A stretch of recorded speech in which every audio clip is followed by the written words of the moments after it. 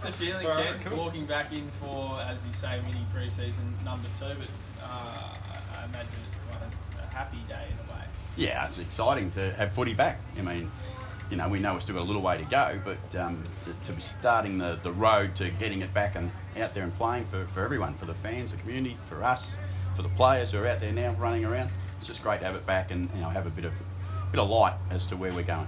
What are you seeing from the players? I imagine they're smiles. Yeah, they're happy this morning. There's no doubt, but we're not seeing too much because they're they're in very small groups today, and but they're just glad to be back amongst each other and seeing each other like everyone is in the community. I reckon when you see people out and about, it's just good. So, what do these sessions look like for you? How have you planned them out for the rest of this week?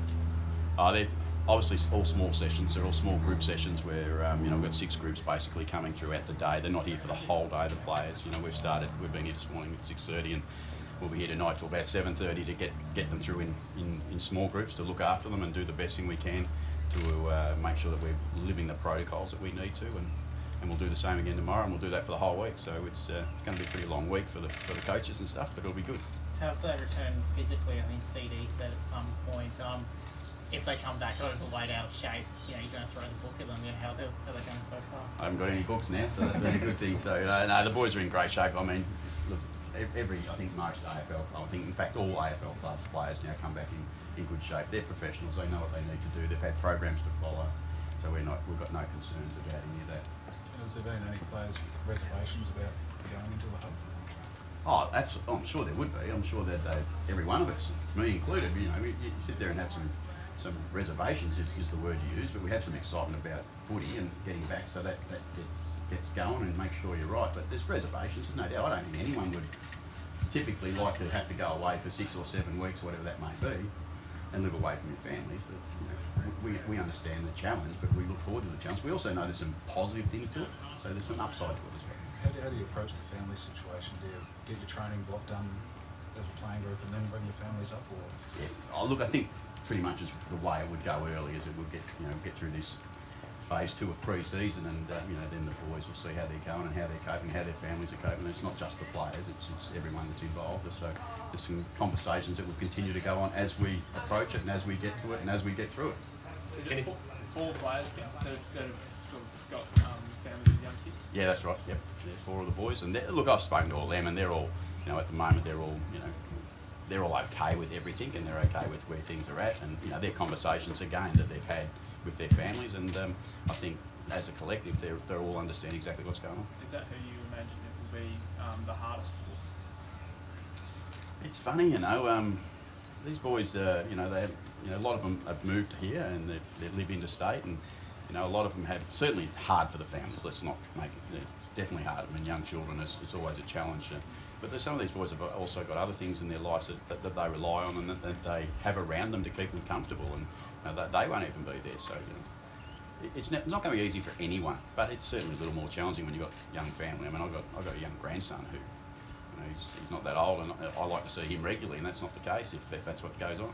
Imagine there'll be some golfers as well that are going to be struggling a little bit if they can't access the greens, right next to the hotel. Yeah, well, again, there's some challenges. There's no doubt about that, and there's some things to still work through, and without knowing exactly what the end results are going to be today, and when we still don't know all the end results, so we'll just work with what we've got. We'll do everything we can to make sure we do it really, really well. Kenny, you worked out who the 25 football staff will be.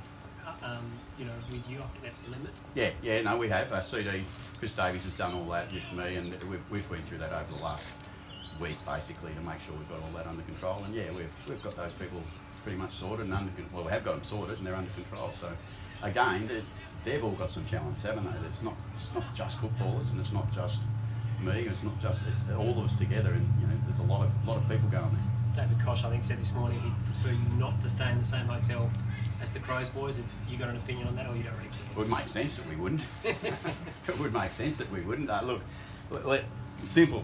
For me, I'd like to stay on my own wherever I go, almost. So, and our preference as a footy team would be to be on our own. We know there's some constraints that are outside your control. So, but we are arch enemies a bit. It doesn't make a lot of sense to put them together. We have these great matches and these great grudge matches, and we're going to go into a place and be all buddies. I'm not sure about it. It just doesn't quite feel right in Adelaide.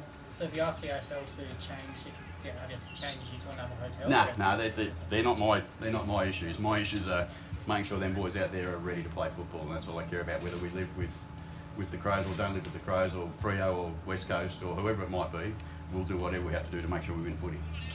You always talk about, or coaches talk about a competitive advantage and anything you can do to find one. It seems like you've got a real disadvantage by having to relocate. How do you mitigate that or try and turn it into a positive? I think there's some positives, Tom, and there's no doubt about that. I mean, there's some challenges with it. I don't want to call them disadvantages. I want to call them challenges. There's some challenges with it. There's no doubt, but there's some advantages as well for us as far as being together. We're a really close group. We get a chance to consolidate even further in that space. We work together. We train together. We socialise a little bit together. You do become, if it's possible, you can become even tighter in that situation, and you can use that to your advantage, I think. And I think as a group of players and a football club, we'll look for the opportunities to connect even tighter if we can. It might be a question. Have you had any confirmation from the AFL?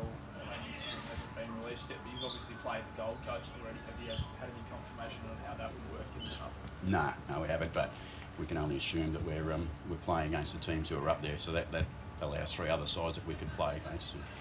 I think ideally we would try to protect the showdown if we could, and see what happens later on in the year. It'd be a great game if at some point, for some reason, September, say, we get a chance to play the showdown at Adelaide Oval, and there's a chance that some fans can be there. Well, I'm going to live in that hope a little bit. So showdowns are pretty special to Adelaide, but we have to play it. Whose home game would it be here? Sorry? Whose home game would it be if it came back here? I think that's pretty simple. Round 2 was our home game. It's our 150th year. It'd be our home game, surely.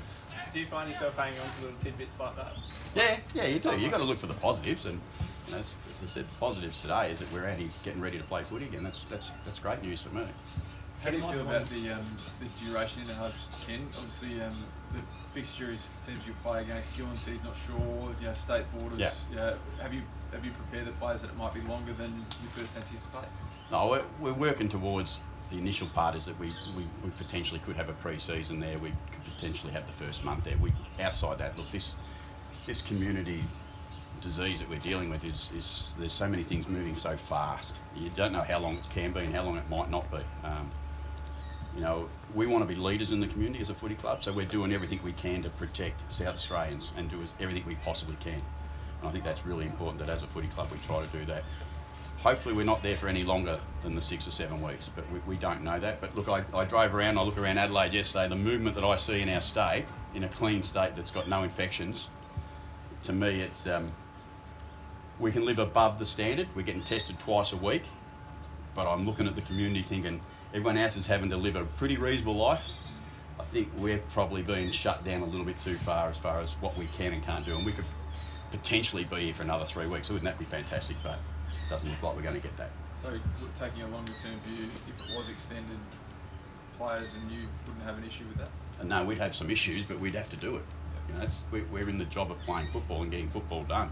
The longer it went on, the first question earlier today, the longer it went on was what would the families be doing? I think then families are going to be becoming much more important to everyone to have them a bit closer to you as much as you can. I think we can deal with it for a bit, but there's a tipping point, I reckon. So have you exhausted all of those options, Ken, obviously with SA Health and the government and whatnot? Oh, look, I think Stephen and his team would be doing everything they possibly can to try and keep both clubs in South Australia as long as we possibly can. Now, as it stands today, we know that that's not appropriate for contact training. As I said, without harping the point, I'm seeing a fair bit of community contact going on out there when I go to the supermarket to get some stuff, when I drive down the road. So I think there's the standard that we're applying to the football clubs in South Australia, we get it. We're above the level. Twice a week testing. Before any contact session, we're 100% clean of any disease. Is that too much, though? Is that too much? What's that? The protocols put on you guys? No, we're happy to live above the standard. I think that's fine. I think we want to be community leaders as an AFL club in South Australia. I absolutely have no problems with that. Given how intense this is and the scrutiny that AFL players have been under and probably will be under even more so when you go to the Gold Coast, are you concern for, I guess, the mental health of the players in some way? Again, the AFL and everyone involved in this has worked really hard to make sure we protect health and safety first and foremost, and that's what we're talking about before we worry about anything else. The players' health and well-being is really important. The staff health and well-being is really, really important. The AFL will do everything they can to protect people in that space. How are these groups decided? And the ones for the rest of the week? Without saying they're random, they're just selected based on a mixture of players, different types, positional, age, all the things that you consider, because some of the challenges would be you're trying to protect the whole squad, not just the small squad, and that's why you mix them up a bit. What's the theory there? Because obviously, an easy way to split them would be backs, forwards, mids, and then half them, I suppose. Yeah, one of your risks as you do it like that is potentially if one of them was to be tested and be in a bit of trouble, you may lose the whole back line. So we might be starting with a back line of Dixon and Marshall and Ebert, and because we lost the whole back line. So we're a bit mindful of that. No, we don't know exactly the consequences of all that, but we do know there's some risk, so we're just being cautious. Speaking of Dixon, Last couple of questions. How the boys that were struggling early on, I imagine Charlie and Scott and Evo, Hamish. Some real positives in there. That's again, you look for the positives. The positives are, Ollie was just out there before as well. They're ready to go. And they're fit and firing. So, we had I think Hamish and Brad hurt themselves in round one. Both them would have missed a month of footy, I reckon, at the minimum, if they had went on. So they're now going to be available for round two. Riley Bonner pulled out before round one. He's probably going to be certainly available for round two, if almost nothing goes wrong in the second pre-season. And Ollie Wine's another example. So there's some positives in what happens, but every club's probably going to have some of them good stories. And all your blokes have finished any isolation. Everyone's clean and good to go. Bar three, they're tomorrow. Right. Who's So that? off the top of my head, a couple of West Australian boys, Yep. Georgiadis and Piscini, and maybe Tom Cleary, I reckon might have been the third one, but they got in on the Tuesday. In terms of positives, do you look at the fact you've already been to the Gold Coast this year? And one.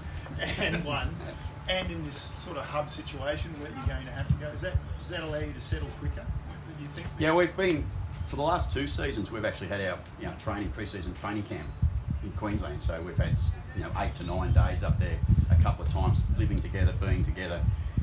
So we've been used to doing it for probably a couple of weeks. The test will come. That's what I said. I think that initial phase will be okay, and people will deal with that okay. It's where it goes to from there. We'll be a little bit uncertain until we get there. Ken, it might be one for Keith, potentially, but will you talk with the AFL and hopefully have these games passed as away games, or What are you saying, Tom? that all the games against Brisbane, West Coast, Rio could be away games, so you get more home games later on? I would imagine that would be an absolute lock, sure.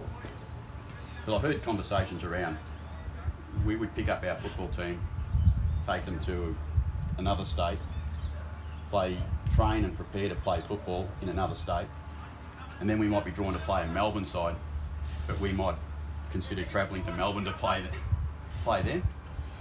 And at the end of the home and away season, when we've travelled and played 5 or 6 games interstate, that they wouldn't be considered away games. Common sense would surely apply.